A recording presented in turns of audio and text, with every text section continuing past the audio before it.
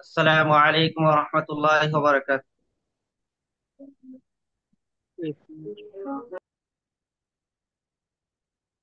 السلام عليكم ورحمة الله وبركاته. نحمده ونصلي على رسوله الكريم. أما بعد فأعوذ بالله من الشيطان الرجيم. بسم الله الرحمن الرحيم. والعصر إن الإنسان لفي خسر إلا الذين آمنوا وعملوا الصالحات وتواصوا بالحق وتواصوا بالصبر. وقال النبي صلى الله عليه وسلم: إنما الأعمال بالنيات. وقال النبي صلى الله عليه وسلم: تعلموا الفرائض وعلموها فإنه نصف العلم. সমস্ত প্রশংসা আল্লাহ তাআলার, যে আল্লাহ তাআলা আমাদেরকে মহৎ একটা উদ্দেশ্যকে সামনে নিয়ে ভূমি জরিপ শিক্ষা করা, এটা অনেক গুরুত্বপূর্ণ একটা কাজ। নিজের হক বুঝে নেওয়া, মানুষের হক বুঝে দেওয়া, এটা রাসূল সাল্লাল্লাহু আলাইহি ওয়াসাল্লামের একটা জিম্মাদারি। তো এরকম একটা কাজ শেখার জন্য আমরা বিভিন্ন জায়গা থেকে ফারেক হয়ে একত্রিত হয়েছি। এই জন্য আমরা দিল থেকে শুকরিয়া আদায় করি, আলহামদুলিল্লাহ। আমি আপনাদের সামনে একটা সূরা পড়েছি, ওয়াল আসর ইন্নাল ইনসানা লাফি খুসর ইল্লাল্লাযীনা আমানু ওয়া আমিলুস সালিহাতি ওয়া তাওয়াসাউ বিল হাক্কি ওয়া তাওয়াসাউ বিস সাবর। আল্লাহ তাআলা জমানার কসমকে বলতেছেন যে সমস্ত মানুষ ক্ষতিগ্রস্ত। ইল্লাল্লাযীনা আমানু ওয়া আমিলুস সালিহাত, তবে যারা নেক ঈমান এনেছে এবং নেক আমল করে, ওয়া তাওয়াসাউ বিল হাক্কি, এবং পরস্পর পরস্পরকে কি দেয়, সৎ কাজের আদেশ দেয়, ওয়া তাওয়াসাউ বিস সাবর, এবং গুনাহ থেকে বিরত থাকার জন্য, ধৈর্য ধারণ করার জন্য পরস্পর পরস্পরকে আদেশ দেয়, তারা ব্যতীত সবাই কি ক্ষতিগ্রস্ত। একটা হাদিস করেছি, ইন্নামাল আমালু বিন্নিয়াত, সমস্ত কাজই নিয়তের উপর নির্ভরশীল। আর রাসূলুল্লাহ সাল্লাল্লাহু আলাইহি ওয়াসাল্লাম বলেছেন, তাআল্লামুল ফারাইযা ওয়া আল্লিমুহা ফাইন্নাহু নিসফুল ইলম। তোমরা ফরায়েজ শিক্ষা করো এবং মানুষকে শিক্ষা দাও, কেননা তার সমস্ত ইলমের অর্ধেক। আমরা যে বিষয়টা শিখতে যাচ্ছি, সেটাও ফরায়েজের একটা অংশ। তো এটার অনেক গুরুত্ব ইসলামের মধ্যে, এই বিষয়টা শেখা অনেক গুরুত্ব। আমরা নিজেরা নিজেদের হক বুঝে নিব। দেখেন, যত মামলা মোকদ্দমা হয় সমাজের মধ্যে, দেখবেন 70-80% থেকে আরো বেশি মামলা মোকদ্দমা সম্পদের জন্য হয়। এখন যদি সম্পদ নিজেরা আমরা বুঝে নিজেদেরটা নিতে পারি, অন্যদের হকটা বুঝাই দিতে পারি, তাহলে হয়তোবা এত মারামারি কাটাকাটি মামলা মোকদ্দমা হবে না। তো এটা অনেক বড় একটা নেক আমল, যে আমরা যেটা শিখতেছি সে ভালো করে শিখলে নিজের জমি জমা সম্পদ, শুধু জমি জমা না, যে কোনো সম্পদ আমরা নিজেদেরটা নিজেরা বুঝে নিতে পারবো এবং অন্যদেরকেও বুঝাই দিতে পারবো। আহ, আজকে আমিন সব আমিন যারা সমাজের মধ্যে সার্ভেয়ার বা আমিন, আমিন শব্দের অর্থ বিশ্বস্ত। কিন্তু কতটা বিশ্বস্ত, যারা জমি জমা নিয়ে বিভিন্ন সমস্যা জায়জামালায় পড়ছেন তারা বুঝতে পারে যে আমিন আনেন উল্টাপাল্টা করে রেখে যায়, একদিকে সীমানা আরেকদিকে নিয়ে যায়, এরকম পেচকুচ লাগায় গেলি। আসলে আমিনরা এমন হয়ে গেছে, অনেকে আছে দেখা যায় 2,000 5,000 টাকা উপরে উপরে নিলে নিচে তলে তলে নেয় 50,000 20,000 30,000 ঘুষ নিয়ে। হ্যাঁ, এক পক্ষে আরেক পক্ষে জমি করে দিয়ে দেয়। আবার অনেক সময় ইচ্ছাকৃত ভাবে কোনো ঘুষ না খেলেও কি করে, একটু পেচপুচ লাগায় যায়, যেন আরেকবার তার আশা লাগে আরো টাকা সে পাইতে পারে। তো এই বিষয়টা অনেক কঠিন কিছু না। আপনারা যদি অল্প কিছুদিন, আমরা আমাদের এই আবাসিক ব্যবস্থাপনায় আমরা 1 সপ্তাহ 10 দিনে এই কোর্সটা করাইতাম। 3 মাসের কোর্সটা মাত্র 10 দিনে, 7 দিনেও করাইছি। এমনকি আমার মামাকে আমি, উনি বিএ গ্রাজুয়েট পর্যন্ত পড়ালেখা, তো ওনাকে আমি 3 দিন সময় দিছি, 3 দিনের মধ্যে ওনাকে আমি এই কোর্সটা কমপ্লিট করে একদম সার্টিফিকেট, সরকার অনুমোদিত সার্টিফিকেটের ব্যবস্থা করেছি। তা আপনারা যদি মনোযোগের সাথে ধরেন, আমাদের এই কোর্সটা 3 মাসের কোর্সটা আমরা 1 মাসে করাবো। এমনিতে 3 মাসের কোর্স যেগুলো হয়, আমাদের যে হাটাজারিতে আমাদের কোর্সটা হয়, এটা সপ্তাহে একটা ক্লাস হয়। আমরা সপ্তাহে 2 দিন ক্লাস করাবো, 2 দিনে 4টা ক্লাস করাবো, মানে প্রতিদিন 2টা করে ক্লাস করাবো। আরেকটা জিনিস হচ্ছে, দেখেন আপনারা যারা এই জুম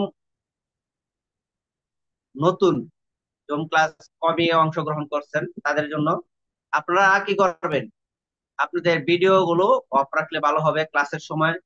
এবং অডিও, যেটা দিয়ে আপনার সাউন্ডটা আসবে, আপনারা দেখবেন যে আপনার মোবাইলের বাম পাশে, একদম বাম পাশে একটা মাইক্রোফোনের মতো আছে, এটা অফ করে রাখলে ভালো হবে। না হলে দেখা যাবে যে অনেক আওয়াজ হবে, যে আওয়াজের কারণে কি অন্যদেরও ডিস্টার্ব হবে, আপনারও ডিস্টার্ব হবে। যখন আপনি পরবর্তীতে আমাদের এই ক্লাসটাই আবার ভিডিও রেকর্ড আকারে থাকবে, লাইভ আকারে থাকবে, তখন আওয়াজ গ্যার গ্যার চের চের করবে, তখন আপনারই কি লাগবে, খারাপ লাগবে। তো এই জন্য আরেকটা কাজ হচ্ছে, আমাদের ক্লাস শুরু হওয়ার যে সময়, 9টা, 9টা বাজার কমপক্ষে 5-10 মিনিট আগে থেকে আমাকে আর কোনো কল দিবেন না। আরো আগে কল দিলে দিবেন, কমপক্ষে 5 মিনিট আগে। এটা মনে রাখবেন, 5 মিনিট সময় থাকলে আর কল দেওয়া যাবে না আমাকে, কারণ আমি তখন লিঙ্ক দিতে থাকি। আপনারা যদি কল টল দেন তখন আমার কি ডিস্টার্ব হবে। আবার ক্লাসের সময় হয়ে গেলে যদি আমি লিঙ্ক মনে করেন দিতেছি না, দেখেন যে তাহলে 5 মিনিট অপেক্ষা করবেন কমপক্ষে। না হলে দেখা যায় আমি আমি যদি ক্লাস না করাই কোনোদিন, আমি এমনি নিজেই বলে দিব। তারপরও 5-10 মিনিট সময় ওভার হয়ে গেলে তখন আপনারা আমাকে কল দিবেন। না হয় দেখা যায় আমি লিঙ্ক দিতে থাকি, অনেক সমস্যা হয়। আর এটা হচ্ছে দেখেন, আমাদের এই কোর্সটা করার যোগ্যতা কি, যেহেতু আজকে উদ্বোধনী বা ওরিয়েন্টেশন ক্লাস, তো কিছু কথা বলতে হয়। তো সেটা হচ্ছে কি, আমাদের ক্লাসের যোগ্যতা হচ্ছে আপনারা যারা মোটামুটি বাংলা রিডিং পড়তে পারেন, তারপরে ইংরেজি টুকটাক ধরতে পারেন, আর যোগ বিয়োগ ভাগ গুণ,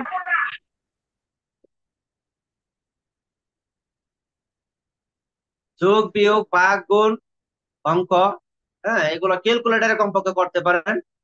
এরকম যোগ্যতা থাকলে, আমরা এমনি বলি আর কি, অষ্টম শ্রেণী পর্যন্ত পড়া থাকলে, কিন্তু অষ্টম শ্রেণী এটা তো কোনো গ্রহণযোগ্য সার্টিফিকেট না। তো এই জন্য যে কেউই আমাদের কোর্সটা করতে পারে, যদি কি থাকে, সে আমাদের কোর্সটা বোঝার যোগ্যতা থাকে।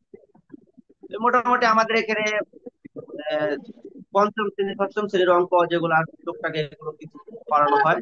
আর এগুলো আমি বুঝে দিব, ক্যালকুলেটারে করার মতো যোগ্যতা থাকলে আমাদের এই কোর্সটাতে অংশগ্রহণ করতে পারবেন, যে কোনো বয়সে যে কেউ অংশগ্রহণ করতে পারবে।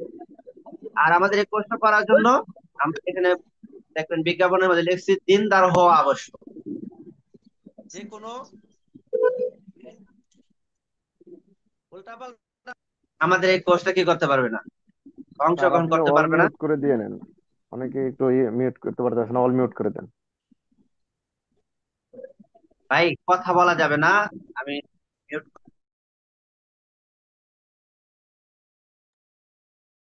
আপনাদেরকে মিউট করে দিচ্ছি, আপনারা মিউট থাকবেন, আপনারা কি করবেন না, মাইক্রোফোনটা অন করবেন, তাহলে সবার জন্য ডিস্টার্ব হয়। আপনার এখানে আপনি ক্লাসের আগে একটা এমন জায়গায় বসার চেষ্টা করবেন যেখানে কি এই অন্য কেউ নাই, কোনো আওয়াজ হবে না, সাউন্ড হবে না, চেষ্টা করবেন এরকম একটা রুমে নীরব নিস্তব্ধ জায়গায় বসার জন্য চেষ্টা করবেন।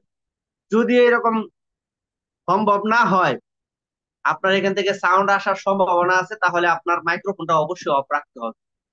ঠিক আছে? আর দেখা যায় যে আপনারা কম দামের যদি কি হেডফোন ইউজ করেন, তাহলে এমনি গ্যার গ্যার চেঁচ চেঁচ করবে। এই জন্য তখন আপনারা অবশ্যই কি করবেন, এই এটা বন্ধ রাখবেন, আপনাদের মাইক্রোফোনটা বন্ধ রাখবেন, এবং ভিডিওটাও বন্ধ রাখলে ভালো হবে। যখন প্রয়োজন হবে আমি বলে বলে দিব ইনশাল্লাহ। আর কিছু ক্লাসের আদব, একটা জিনিস মনে রাখবেন। আহ, আমি একজন আলেম মানুষ। আমার ঢাকাতে একটা মাদ্রাসা আছে, ছেলে মেয়ে শাখা আছে, দেশে মাদ্রাসা মসজিদ আছে। তো আবার হাটাজারিতে আমাদের প্রতিষ্ঠান আছে, অনলাইনে অনেকগুলো কোর্স আমি করাই। তো অনেক ব্যস্ততা আছে। তারপর আপনারা আমাদের কাছে যে কোর্সটা করবেন, কোনো বিষয় না বুঝলে ক্লাসের মধ্যে তো সরাসরি প্রশ্ন করতেই পারবেন, এটা তো অনুমোদন আছেই। আমরা সময় দিব ক্লাসে প্রশ্ন করার জন্য। এছাড়াও কি আপনারা অন্য টাইমেও প্রশ্ন করতে পারবেন যে কোনো সময়, তখন আমাকে একটু সময় দিতে হবে। অনেকে আছে প্রশ্ন করে। এই আমাদের এই কোর্সটা কিন্তু অনেক আলেমরাও আলহামদুলিল্লাহ করেন, মাওলানা মুফতি এরকম অনেক মানুষ আমাদের এই কোর্সটা করেন। আইনজীবী, ডাক্তার থেকে ধরে গোয়েন্দা পুলিশ, পুলিশের কর্মকর্তা, র্যাব, তারপরে বিডিআর, আর্মি, বিভিন্ন লাইনের মানুষ যাদের এই জমি জমার সমস্যা অথবা কাগজপত্র বোঝার জন্য, তদন্ত করার জন্য এই সমস্ত বিষয় বোঝার প্রয়োজন হয়, তারা কিন্তু আমাদের এই কোর্সটার মধ্যে অংশগ্রহণ করে। তাদের তুলনায় কিন্তু আমি খুবই নগণ্য মানুষ। তারপর আমার কোনো একটা বিষয় যদি জিজ্ঞাসা করেন, অবশ্যই আদবের সাথে জিজ্ঞাসা করতে হবে। দেখেন, আমাদের হাটহাজারীতে আমাদের এই কোর্সটা করার জন্য করছে ভূমি জরিপ এবং ফরেস্ট কোর্সটা একজন মুসলিম শরীফ পড়া এক শায়েখ আমার কাছে এই কোর্সটা করছে। তো আলহামদুলিল্লাহ, যদিও ওনার সাথে এখনো সাক্ষাৎ হয় হাটহাজারী গেলে, উনি উস্তাদ উস্তাদ বলে অনেক সম্মানের সাথে জড়াইয়া ধরে। তো আপনারা যে কোনো প্রশ্ন করলে সম্মানের সাথে করবেন। আর আমার থেকে কোনো ধরনের অসম্মান আপনারা পাবেন না। আমি সবাইকে আহ, যাকে যেরকম মর্যাদা দেওয়ার প্রয়োজন আমি সেইভাবেই, কাউকে ভাই ডাকি, কাউকে স্যার ডাকি। যে যেই মর্তবার আমি তাকে সেই মর্তবা দিয়ে কি করি, সম্মান করার চেষ্টা করি আমি। তো আমার থেকে কোনো মানে পাবেন না, অসম্মান পাবেন না ইনশাল্লাহ। আচ্ছা, যাই হোক, আমরা কি কি শিখবো? দেখেন, ভূমি জরিপ বিষয়টা একেবারে মানুষ যখন থেকে সমাজবদ্ধভাবে জীবনযাপন করা শুরু করছে, যখন থেকে চাষবাসের উপর নির্ভরযোগ্য হয়ে গেছে, তখন তারা আপনার কি করছে, এই চাষবাস কিন্তু সব জায়গার মধ্যে আগে করা যেত না। কারণ আজকাল আজকালকার সময়ের মতো তখন আর সেচ ব্যবস্থার ওইরকম উন্নত ছিল না। নদীর কাছাকাছি এলাকাগুলো মানুষ চাষবাস করত, চাষবাসের উপযোগী করত। হ্যাঁ, এখন যেরকম প্রত্যেকটা জমি চাষের উপযোগী, ওই রকম উপযোগী আগে ছিল না, উপযোগী করে নিতে হয়েছে। তো চাষবাসের উপযোগী করে পরবর্তী বছর যখন বর্ষাকাল আসতো, ওই জমিটা যেটা চাষবাসের উপযোগী করছে সেটার মধ্যে পলি মাটি পড়ে আইল গুলো মিসমার হয়ে যেত। তো একজন আরেকজনের ঠেলাঠেলি ধাক্কাধাক্কি লাগতো, যার কারণে কি মানুষ চিন্তা ভাবনা করলো যে আমরা যদি কি করি, একটা করে রাখি, যে এই একটা সীমানা নির্ধারণ করে কিছু পিলার কুপে রাখি, এবং কোন একটা কিছুর মধ্যে কিছু অঙ্কন করে রাখি, একটা মানে দাগটা টেনে রাখি। মানে যেমন মনে করেন কোন পশুর চামড়ার মধ্যে যদি আমরা কোনো আইকা ডাইকা রাখি যে এখান থেকে 500 হাত, হ্যাঁ, আব্দুর রহমানের, এরপরে থেকে 500 হাত অমুকের তমুকের, এরকম ভাবে যদি আমরা একটা নির্ধারণ করে রাখি, নকশা করে রাখি, তাহলে আমাদের মধ্যে কোনো ঝামেলা হবে না পরবর্তী বছর। তো এটা সিদ্ধান্ত আসার পর তখন থেকে আর কি ভূমি জরিপটা চালু হয়েছে। এরপরও আমাদের ভারত উপমহাদেশে আকবর এলাহাবাদী নামের একজন শাসক ছিল। তো ওনার আমলে তাকবাস নামক এক প্রকার জরিপের প্রচলন ছিল। এরপরে যখন ইংরেজরা আমাদের দেশ দখল করে নেয় ইস্ট ইন্ডিয়া কোম্পানির নামে, তারা এসে সিএস নামে একটা জরিপ করে। এই সিএস জরিপটা অনেক ইতিহাস আছে ইংরেজদের। ইংরেজরা এদেশে এসে মানুষের উপর জুলুম নির্যাতন কত করছে, কি করছে তারা, বিভিন্ন আহ, জায়গায় জায়গায় জমিদার ঠিক করে দিয়েছে। জমিদাররা মানুষের প্রত্যেক সব জমি নিজেদের করায়ত্তে নিয়ে সেই জমিগুলোই কি করছে, মানুষের কাছে আবার চাষবাসের জন্য আদি দিচ্ছে। মানে খাজনা, 50% খাজনা নিয়ে যেত তারা। তো এরকম মুসলমানদের উপর বিশেষ করে আহ, যারা ইংরেজ সরকারের পা চাটতে পারে নাই, তাদের উপরে এই নির্যাতনটা বেশি চলছে। আহ, সেক্ষেত্রে হিন্দুরাই বেশিরভাগ জমিদার হয়েছে। আর মুসলমানদেরও টুকটাক কিছু জমিদার ছিল যারা আর কি ওইরকম ইংরেজ সরকারের পা চাটতে পারছে। কিন্তু তারা অনেক নির্যাতন করছে, মুসলমানদেরকে নির্দিষ্ট করেছে নীল চাষ করতে হবে। আহ, এই এই ধরনের কোন ধান, পাট, এগুলো গম, এগুলো চাষ করতে পারবে না মুসলমান। কেন? মুসলমান স্বাবলম্বী হয়ে গেলে ইংরেজ সরকারের বিরুদ্ধে আন্দোলন করবে, তারা চলে যেতে বাধ্য হইতে হবে। তো তারপরও একটা সময় হিন্দুরা তো আর সবাই তো আর জমিদার না, কিছু হিন্দু জমিদার, কিছু হিন্দু এই হিন্দুরাই হিন্দুদের হাতে অনেক নির্যাতনের শিকার হয়েছে, মুসলমানরা তো হয়েছে, এরকম সবাই হিন্দু মুসলমান বৌদ্ধ খ্রিস্টান মিলে একটা সময় এই ইংরেজ সরকারের বিরুদ্ধে আন্দোলন করে করে এই দেশ থেকে ইংরেজ সরকারকে চলে যেতে বাধ্য করে। কিন্তু ইংরেজরা আসে, আইসা যে জরিপটা করছিল সেটার নাম হচ্ছে সিএস জরিপ বা ক্যাডাস্ট্রাল সার্ভে, কিস্তি কিস্তি কিস্তুয়ার জরিপ আর কি সেটাকে বলে। ক্যাডাস্ট্রাল সার্ভে মানে কিস্তুয়ার জরিপ। তো এটা 1888 থেকে 1940 সাল পর্যন্ত সেই জরিপটা হয়েছিল। আপনারা এই সালগুলো একটু মনে রাখবেন। যখন এই নকশা ধরবেন আপনারা, নকশার মধ্যে কোনো ইয়া লেখা থাকবে না, এটা সিএস এর নকশা, বিএস এর নকশা, আর এস এর নকশা, এস এর নকশা, এরকম লেখা থাকবে না। এটা সাল দেখে দেখে কি করতে হবে, ধরতে হবে। এই জন্য আপনারা সম্ভব হলে আহ প্রত্যেকটা ক্লাসে তো অবশ্যই খাতা কলম নিয়ে বসবেন, ক্যালকুলেটর থাকতে হবে।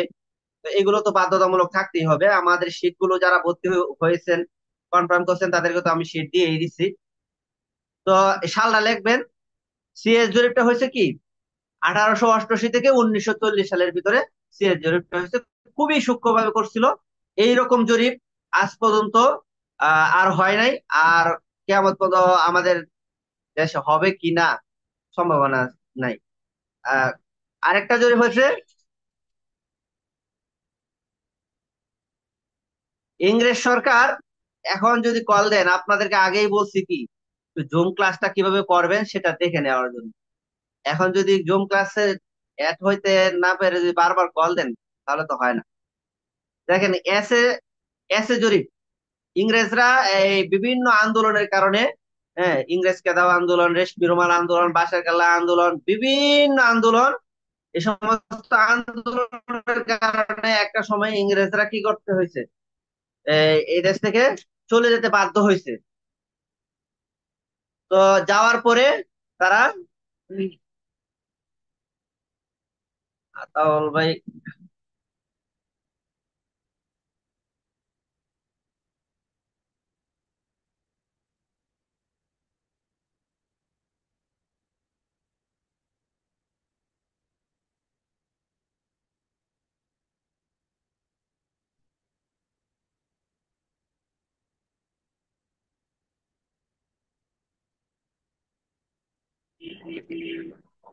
কথা বোঝা যাচ্ছে না।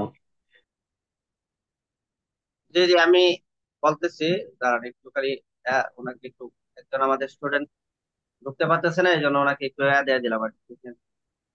তো আমাদের দেশে 4টা জরিপ হয়েছে, সিএস, এস, আর এস, বিএস। সিএস জরিপটা ইংরেজরা করছিল, সেটা 1888 থেকে 1940 সাল পর্যন্ত হয়েছিল। প্রায় 53 বছর সময় লাগছে। তো ইংরেজরা এই আন্দোলনের কারণে একটা সময় দেশ ছেড়ে চলে যেতে বাধ্য হয়। তখন পাকিস্তান সরকার এসে জনগণের মধ্যে অনেক বিশৃঙ্খলা, এই বিশৃঙ্খলা থেকে মনে করেন জনগণকে সুশৃঙ্খলতায় ফিরিয়ে আনার জন্য তারা সর্বপ্রথম জরিপ কার্য করার জন্য চিন্তা ভাবনা করে। এখন সরেজমিনে মেপে যদি তারা জরিপ কার্য করে, তাহলে তো অনেক বছর সময় লাগবে, 53 বছর সময় লাগছে সিএস জরিপটা করতে।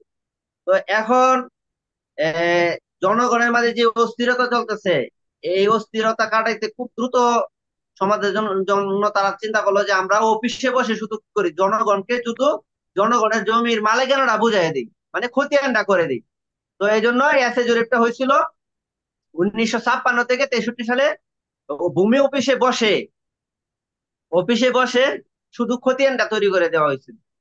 তো এখন এই খতিয়ান তৈরি করে দেওয়ার পরে এসে জরিপটাতে হইলো, সরেজমিনে মেপে হয় নাই।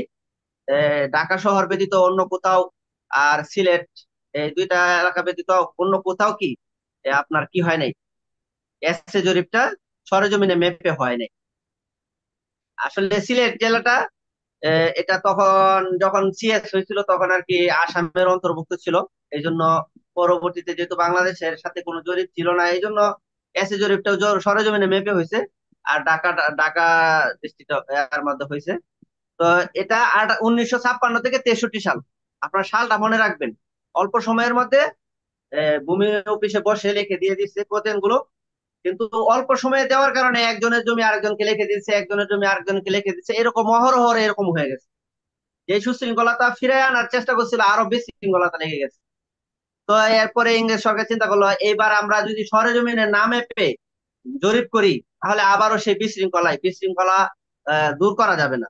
তো এই জন্য তারা আর একটা জরিপ কার্য হাতে নেয়, সেটার নাম হচ্ছে আরএস বা রিভিশনাল সার্ভে।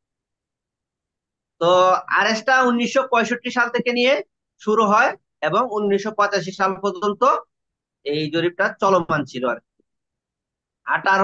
1965 থেকে 1965 থেকে কত 1900 আপনার 85 সাল, এরপরে বাংলাদেশ স্বাধীন হওয়ার পরে আহ, এই আপনার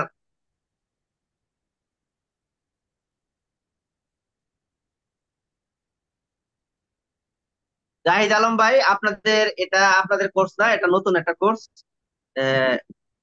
আচ্ছা যাক। তো বাংলাদেশ স্বাধীন হওয়ার পরে বিএস নামে আরেকটা জরিপ হয়, সেটা এখনো চলমান আছে। আবার কখন শেষ হবে আহ, তখন আবার নতুন হয়তো বা কোনো জরিপ হবে। তো আমরা আমাদের কোর্সে আর কি কি শিখাবো সেটা আমি একটু বলতেছি। এখানে আমরা আমাদের যে পোস্টার আছে আমরা লিখে রাখছি যে বৈজ্ঞানিক সূত্রে জমি মাপার বিভিন্ন কলা কৌশল।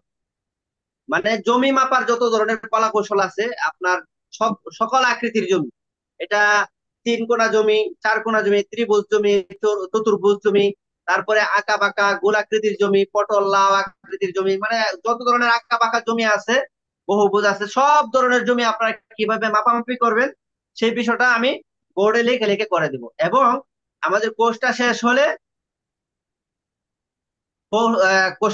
হলে আপনারা শেষের দিকে আপনারা চাইলে আমি আমাদের যে অফিস সেখানে যদি আপনারা সবাই মিলে একটু পরামর্শ করে আসেন, কমপক্ষে 4-5 জন 3-4 জন যদি আসেন তাহলে আপনাদেরকে আমি প্র্যাকটিক্যাল করাবো। আপনারা যখনই আসবেন তখনই আমি প্র্যাকটিক্যাল করাবো। অথবা চট্টগ্রামের বাইরে যারা আছেন, আমি চট্টগ্রাম যাই কিছুদিন পরে পরে আমাদের ওই কোর্সে। তো যদি যোগাযোগ রাখেন তো ওখানে আমাদের প্র্যাকটিক্যালের জন্য আমি যাই, প্র্যাকটিক্যাল ওখানেও করতে পারবেন। আর যদি ঢাকা আসেন, যে কোনো একটা দিন একটু আমার কাছে এসে বেড়াই গেলেন আর বিষয়টা হল করে গেলেন, আর সার্টিফিকেট যদি হয়ে যায় তখন সার্টিফিকেটটা সরাসরি নিতে পারবেন, অথবা কুরিয়ারে নিতে পারবেন, আর সরাসরি এসে নিয়ে গেলেন আর সাথে সাথে আপনার প্র্যাকটিক্যাল ক্লাস গুলো করে দিতে পারবেন। এরপরে দেখেন নকশা বা শীট থেকে জমির পরিমাণ নির্ণয়ের যে পদ্ধতি আছে, সহজ পদ্ধতি, সেগুলো আমরা শিখাবো। নকশা ধরে ধরে স্কেল দিয়ে কিভাবে মাপামাপি করবেন সেই বিষয়টা শিখাবো। সিএসএস এসবিএস খতিয়ান বা পর্চা এগুলো কিভাবে বুঝবেন, হ্যাঁ, এগুলোর সহজ পদ্ধতি কি, এগুলো আমরা শিখাবো। মানে একজন আমিনের যতগুলো কাজ আছে সবগুলো আমরা কি করব, শিখাবো ইনশাল্লাহ। কম্পিউটারে আপনি কিভাবে জমি মাপবেন, মানে জমির নকশাটা কিভাবে মাপামাপি করবেন সেই বিষয়টাও আমরা এখানে বেসিকটা রাখছি। যদিও আমাদের এই কোর্সের মধ্যে আলাদা একটা কোর্স হচ্ছে অটোক্যাড, এই কোর্সটা, তারপরও আমি অটোক্যাড বেসিকটাও এই কোর্সের সাথে রাখছি। এটা দিয়েও আপনারা কি করতে পারবেন, যে কোনো নকশা মাপামাপি করতে পারবেন। আমি সেটার জন্য শীট দিয়ে দিব, প্রত্যেকটা ক্লাসের জন্যই আমাদের কি বিষয়ভিত্তিক শীট আছে, এবং প্রত্যেকটা ক্লাসেই ভিডিও লাইভ রেকর্ড আকারে পাবেন। আর এইভাবে যখন আমি লাইভ ক্লাস করাবো তখন আপনারা কোনো কিছু না বুঝলে তো প্রশ্ন করতেই পারবেন। এরপর দেখেন আনাই গন্ডা সম্পদের হিসাব, সাব কবলা, হেবা দলিল, মিউটেশন, নামজারি খারিজ, ডিমার্কেশন, পাওয়ার অফ অ্যাটর্নি, আম মুক্তারনামা, ডিসিআর, এখওয়ার, বায়া দলিল, স্কেচ ম্যাপ, হ্যাঁ, দলিল যাচাই পদ্ধতি ইত্যাদি। এরপরে ডিজিটাল প্রযুক্তিতে কম্পিউটারে জমি মাপার যে পদ্ধতিটা আছে, যা দ্বারা ঘরে বসেই যে কোনো জমির পরিমাপ নির্ণয়ে আপনি সক্ষম হবেন, এগুলো শেখানোর জন্য, এছাড়াও কি জমি জমার টুকিটাকি বিষয় হাতে কলমে শেখানোর জন্য রয়েছে সুপরিকল্পিত কি একটি সিলেবাস ও প্র্যাকটিক্যাল ক্লাসের সুব্যবস্থা, যা অত্যন্ত গুরুত্ব সহকারে শেখানো হবে ইনশাল্লাহ। প্র্যাকটিক্যাল ক্লাসও ব্যবস্থা আছে, আপনারা প্র্যাকটিক্যাল ক্লাসটা, তো প্র্যাকটিক্যাল তো সরাসরি করতে হবে, ভিডিও করলে আর প্র্যাকটিক্যাল হবে না। তবে প্র্যাকটিক্যালের মধ্যে যেটা জমি মাপার প্র্যাকটিক্যাল সেটাই শুধু সরাসরি জমিনে নিয়ে করাইলে এটা ভালো হবে। এছাড়াও আমি যদি আইকা আইকা বলে দেই, জমি মাপা পারবেন ইনশাল্লাহ। তো দেখেন এই আমাদের কিন্তু প্রত্যেকটা বিষয়ের পিডিএফ আছে, যেমন আমাদের খতিয়ানের দলিলের নকশার সবগুলো পিডিএফ আছে। তো দলিল খতিয়ান নকশা তো আর মাঠে গিয়ে শিখার কিছু না, এগুলো তো সরাসরি আপনার সামনে বসে শিখতেন। আমি এই জুমে শিখাবো, সরাসরি আমি খতিয়ান সামনে দিব, আপনাদের কাছেও তো আমি পিডিএফ দিয়ে দিব, সেগুলো আপনারা বের করবেন। আমি প্রথম নিয়মটা বুঝাবো, তারপরে আমি খতিয়ান নকশা ধরে ধরে আপনাদেরকে বুঝাই দিব। এরপরে লাইফ টাইম সাপোর্ট। আমার এই কোর্সটা করলে, একবার করলেন, এর পরবর্তীতে মনে করেন কি আপনি যদি না বুঝেন, পরবর্তীতে আবার আমার কোর্সটা করতে পারবেন যতবার ইচ্ছা। আমি আবার নতুন করে কোনো ফি নিব না। আমাদের একটা গ্রুপে আপনাদেরকে অ্যাড করে রাখবো।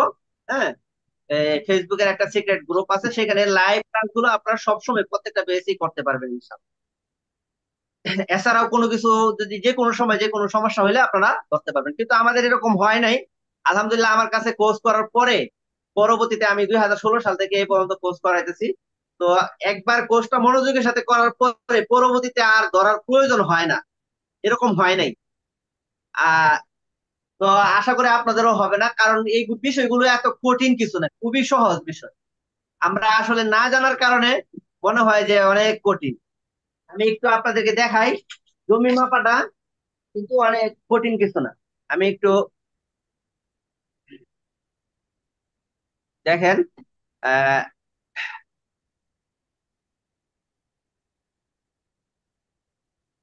আমাদের একটা শীট থেকে আমি একটু দেখাই আপনাদেরকে।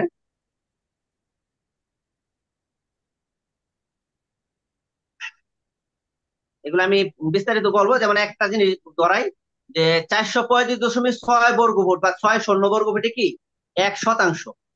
435.6 বর্গ ফুটে কি 1 শতাংশ। এটা আপনারা একটু ভালো করে মনে রাখেন, 435.6 শূন্য বর্গ ফুটে 1 শতাংশ। এখন আমি একটু বোর্ডে আপনাদেরকে দেখাই। দেখেন, জমি মাপাটা কিন্তু কঠিন কিছু না, সহজ। কতটা সহজ আমি বোর্ডে আপনাদেরকে দেখালে বুঝবেন, যে বোর্ডে একটু দেখাই।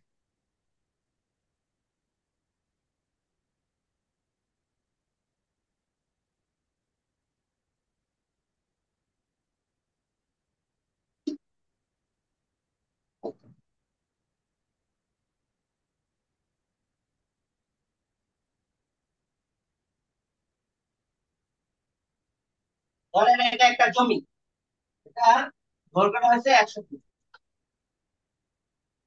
প্রস্থটা হয়েছে 50 ফিট। ঠিক আছে, তো এটার নাম হচ্ছে আয়তক্ষেত্র। আহ, দৈর্ঘ্য গুণ প্রস্থ সমান সমান ক্ষেত্রফল। ব্যাস, দৈর্ঘ্য দেখেন 100, দৈর্ঘ্যটা হয়েছে 100, আমরা মাপলাম আর কি, এই জমিটা মনে করেন, এই জমিটা মাপলাম 1 ফুট দৈর্ঘ্য পাইলাম লম্বালম্বি ভাবে, আর প্রস্থ থেকে পাইলাম 50 ফিট। যেমন আপনার একটা বিল্ডিং এ তাকে সেই বিল্ডিং এ ধরেন, তো এটা 100 গুণ 50, 5 থেকে 5, আর আপনি 3টা শূন্য একসাথে লাগাই দেন, এই তো বর্গ ফিট বের হয়ে গেল, মানে স্কোয়ার ফিট। বর্গ ফিট মানে কি স্কোয়ার ফুট বের হয়ে গেল।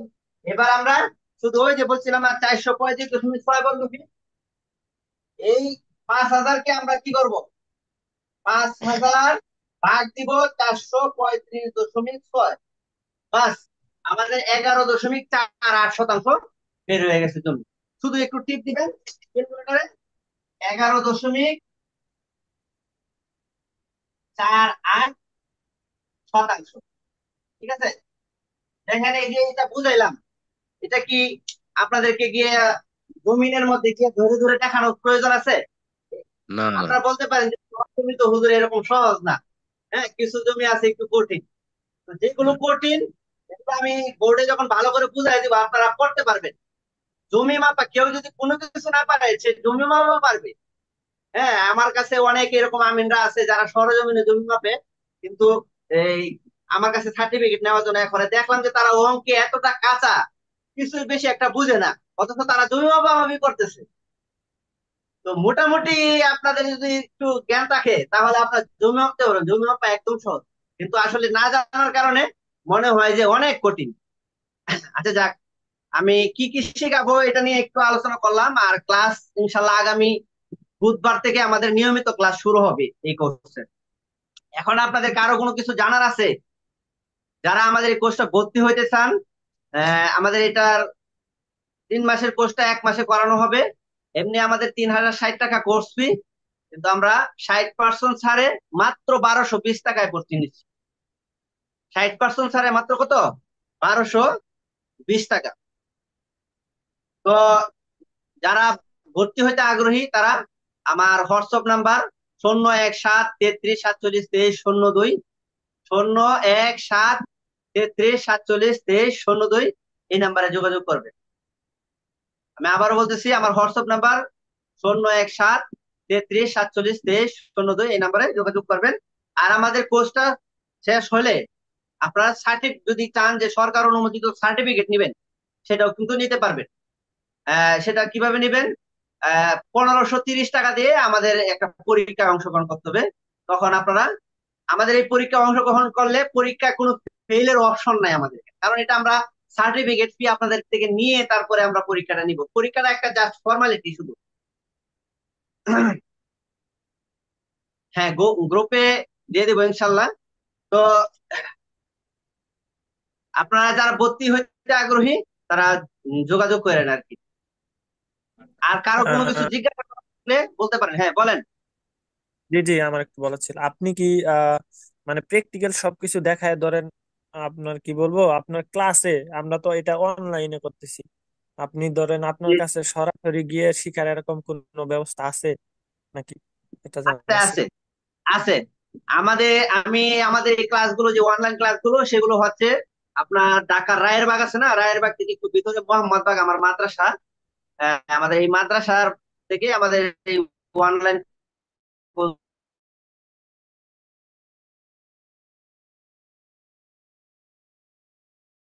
কোর্সগুলো পরিচালিত। নরসিংদী, তারপরে মুন্সিগঞ্জ থেকে এখানে আইসা আইসা সাপ্তাহিক ভাবে এক দুইটা ক্লাস এভাবে করে, কিন্তু আমাদের ক্লাসগুলো আসলে রাত্রে, আহ, রাত তো 9টার দিকে হবে আর কি। অনলাইন আর অফলাইন দুইটা একসাথেই হবে। তো এই জন্য কাছাকাছি থাকলে করতে পারবেন, দূরে থাকলে অনলাইনে করলেন, মাঝে মধ্যে আমার সাথে এসে সাক্ষাৎ করলেন। যেটাই না বুঝেন, আমি আপনাদের জন্য সব সময় উদার আছি। ঠিক আছে? আমি আমার কথা কাজে কতটুকু মিল আপনারা কয়েকটা ক্লাস করলেও বুঝতে পারবেন। যারা আমাদের পুরাতন স্টুডেন্ট আছে তার সাথে যদি আপনারা একটু যোগাযোগ করেন তাহলে বুঝতে পারবেন।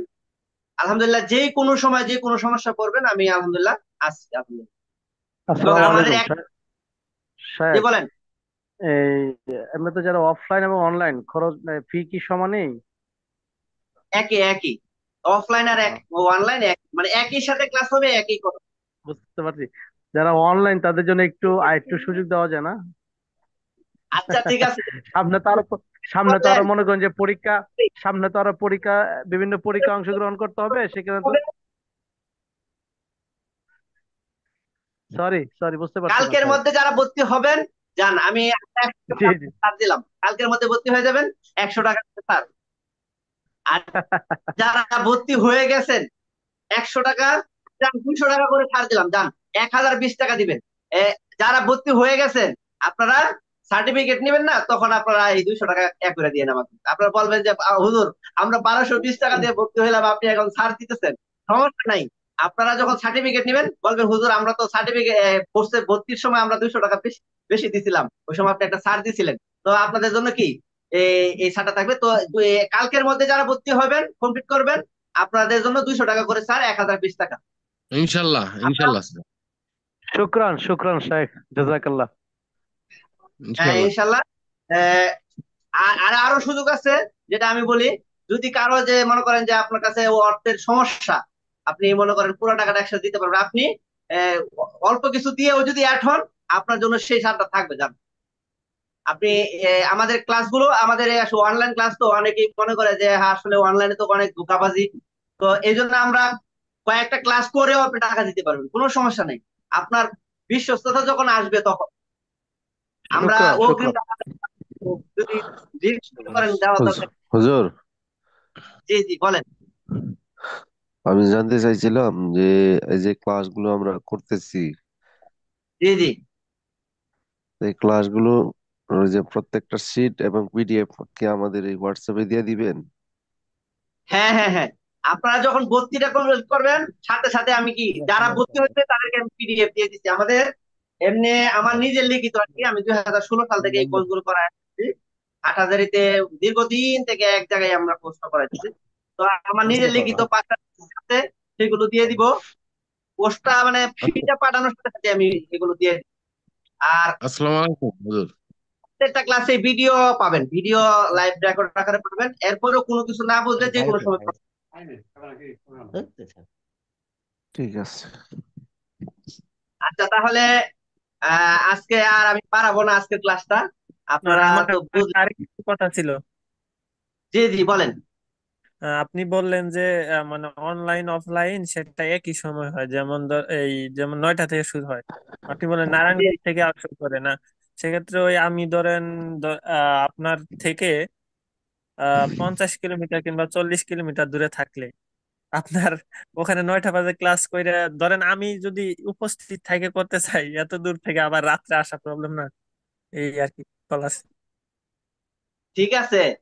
আপনি যদি আমাদের দুই একটা ক্লাস করেন তাহলে বুঝবেন যে আসলে সামনাসামনি এসে করলে যা, ভিডিওতে করলেও একই, ভিডিওতেও একেবারে আমি বোর্ডে লিখে লিখে করাবো। আপনি যেটা না বুঝবেন সেটাই আপনাকে আমি বুঝাবো, যতবার বোঝানোর প্রয়োজন হয় ততবার বুঝাবো। এরপরে আপনি যেহেতু নারায়ণগঞ্জে